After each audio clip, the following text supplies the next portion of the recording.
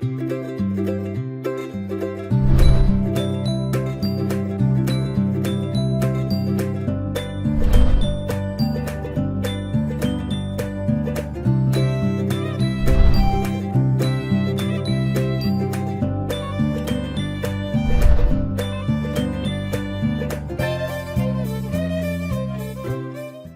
it or skip it, The Kissing Booth on Netflix celebrates teen horniness. There are few things as mythic in the mind of a teenage girl than how she'll land her first kiss. For Elle Evans, things get more complicated when her best friend sets up a kissing booth at school. The Kissing Booth is a kind of throwback teen comedy that revels in its heroine discovering her sexuality with theatrical wit and the old-school beats of the genre, but is it worth a stream? The Kissing Booth, stream it or skip it? The gist: Elle Evans, Joey King, and Lee Flynn, Joel Courtney, have been best friends since the day they were born. After the smart and sporty Elle causes a scene wearing a short skirt on her first day of junior year, the boys, including Lee's older brother Noah, Jacob Elordi, start seeing her in a new way. After finding themselves thwarted in love, Elle and Lee joke about pitching a kissing booth for the school fundraiser, and Lee accidentally follows through. The only issue is that the kissing booth turns into a way for Elle and Noah to get closer, which threatens to tear Elle and Lee's friendship apart. What movies will it remind you of? The Kissing Booth is almost a throwback to when teen comedies were bright, light, and brimming with the happy kind of hormones. The sort of love triangle between Elle, her best friend Ty, and his older brother Noah has the classic air of John Hughes' best-loved classics, but the quality of the dialogue is sadly more akin to a Disney movie, but raunchier.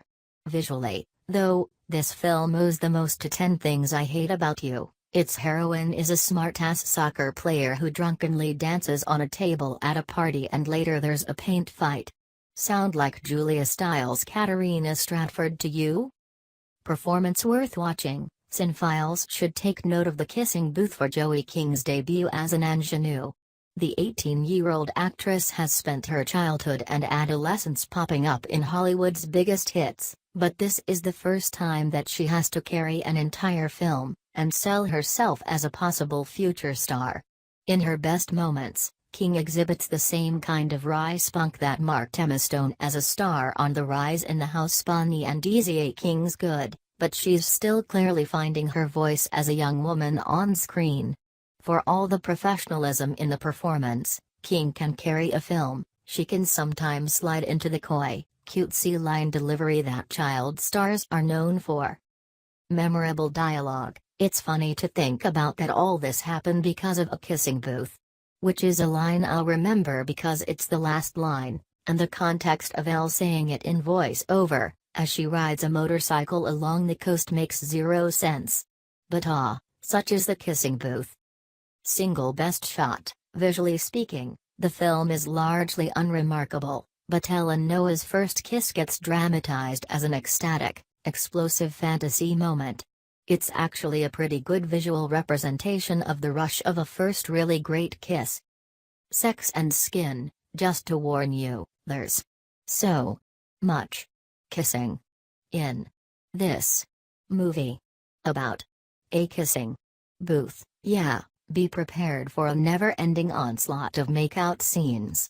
That said, for a teen comedy about love and lust, we don't see too much in the way of R-rated material.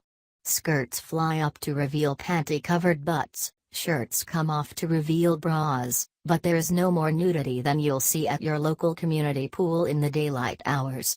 That said, there is sex in this film, but it's handled mostly off-screen and with clothes on.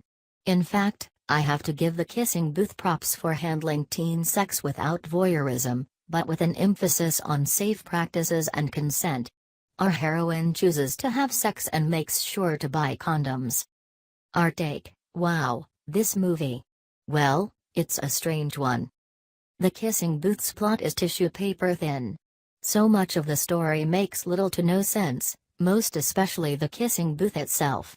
The only rule established is that the person in the booth is supposed to be blindfolded, but the blindfolds come off real quick. There's a random, Wordless gay subplot. Lee's cute girlfriend has little to no personality. There are bizarro sight gags that defy reality. It's weird. And yet, there's an almost Brechian level of self-aware absurdity to this film that makes it kind of fun. The kissing booth has a roguish charm that I was rather entranced by. Never before have I seen a teen comedy that lets a sassy, sparty, quirky girl like Elle enjoy the ever-loving shit out of being a horny teen. There's usually mocking, teasing, shaming. And sure, there are a few scenes where harassment takes place or assault is threatened, but Elle is quickly rescued from these moments. The blame is all on the boys who take things too far without her consent. However, throughout this film, multiple boys display a possessive affection for Elle. She repeatedly has to explain that she is her own person and she can do what she wants. Nevertheless, the eventual fight between Lee and Noah isn't over the fact that Lee also likes her, it's that Lee wants Elle all to himself. It's this messaging that muddles all the good the film does for sexual positivity. Our call: here's the thing, The Kissing Booth is not a good movie. It is a good, drunk, mindless, late-night rom-com watch, but it is not a good movie. For that, we say skip it. And watch 10 Things I Hate About You again instead.